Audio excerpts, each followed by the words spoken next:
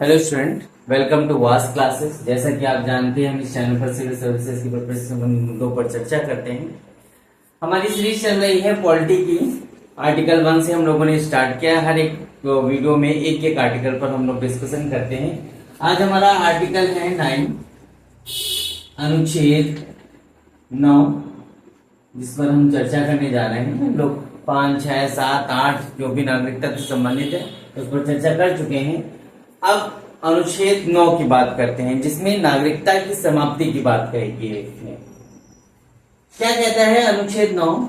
यदि कोई भारतीय नागरिक, ठीक है, कोई भारतीय नागरिक स्वेच्छा से किसी अन्य देश की नागरिकता ले लेता है तो उसकी भारत की नागरिकता स्वतः ही समाप्त कर दी जाएगी या स्वतः ही समाप्त हो जाएगी, ये कह लीजिए आप। ठीक, अगर कोई भी भारत का नागरिक स्वेच्छा से किसी अन्य देश की नागरिकता ले लेता है तो उसकी भारत की नागरिकता समाप्त हो जाएगी। किस आर्टिकल के तहत? आर्टिकल 5, 6 और 8 के तहत। इनमें क्या क्या बताया गया मेरे लास्ट वीडियो में सब डिस्कशन हुआ है, जाके आप लोग देख सकते हैं। ठीक है, अच्छा, ये तो ठीक है कि नागरिकता समाप्त हो जाएगी। तात्पर्य ये है कि संविधान जो है भारत का, वो एकल नागरिकता की ही बात करता है। ठीक है, अगर आपसे क्वेश्चन पूछा जाता है कि एकल नागरिकता की बात संविधान किस अनुच्छेद में कही गई है या समझाई गई है, तो वो अनुच्छेद 9 होगा। ठीक है, अब कुछ उदाहरण देख लेते हैं।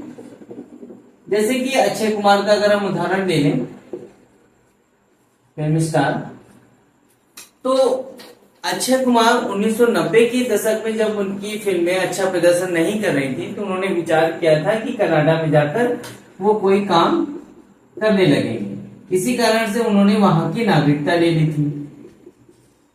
ठीक, और कुछ ही वर्षों पहले 1990 के आसपास तो इन्होंने त्यागी थी। ठीक है, और 2023 में जाके इन्होंने भारत की नागरिकता पुनः ग्रहण कर ली। ठीक है, अगर सोशल मीडिया अगर आप लोग चलाते हो तो वहां पर उन्होंने पोस्ट भी किया था। ठीक है, 2023 में आके उन्होंने भारत की पुनः नागरिकता ले ली। तो ये इस तरीके से प्रक्रिया होती है, ये प्रोसेस होती है जो कि आर्टिकल 9 में बताई गई है। एक और हम उदाहरण ले लें अगर उर्जित पटेल का, शायद आप लोग जानते होंगे उर्जित पटेल को। आरबीआई के गवर्नर रह चुके हैं 24वें।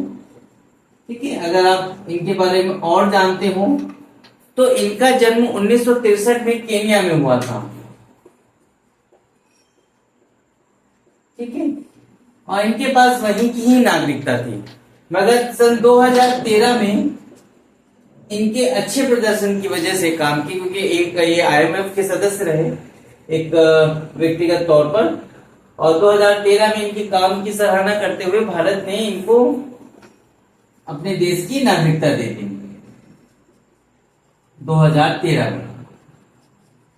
ठीक है, हालांकि इनको भारतीय मूल का भी कहा जा सकता है या कहा ही जाएगा, क्योंकि इनके बाबा भारतीय मतलब कि भारतीय भूमि में जन्म लिया था और किसी कारणवश या काम के सिलसिले में 1963 के ही समय में या उससे पहले वो केन्या जाके बस गए थे। वहां पे उन्होंने अपना काम सेटअप कर लिया था। ठीक है, तो इस तरीके से उनके पास केन्या की नागरिकता थी। 2013 में आकर उन्होंने भारत की नागरिकता ग्रहण कर ली। ठीक है, और अभी भी इनके पास भारत की नागरिकता ही है। तो इस तरीके से ये अनुच्छेद 9 है जो कि 5, 6 और 8 अनुच्छेद से भी जुड़ा हुआ है। तो आप चाहें तो इसका स्क्रीनशॉट ले लें, और मेरे वीडियो अगर पसंद आ रहे हैं तो please like, share and subscribe जरूर करें ज्यादा से ज्यादा, और अपनी कमेंट बॉक्स में अपनी क्वेरी और डाउट जरूर लिख के भेजें, जैसा कि आप दे रहे हैं, मैं उन पर चर्चा भी कर रहा हूं। थैंक यू सो मच आप लोगों की मदद का मौका देने के लिए। Thank you so much.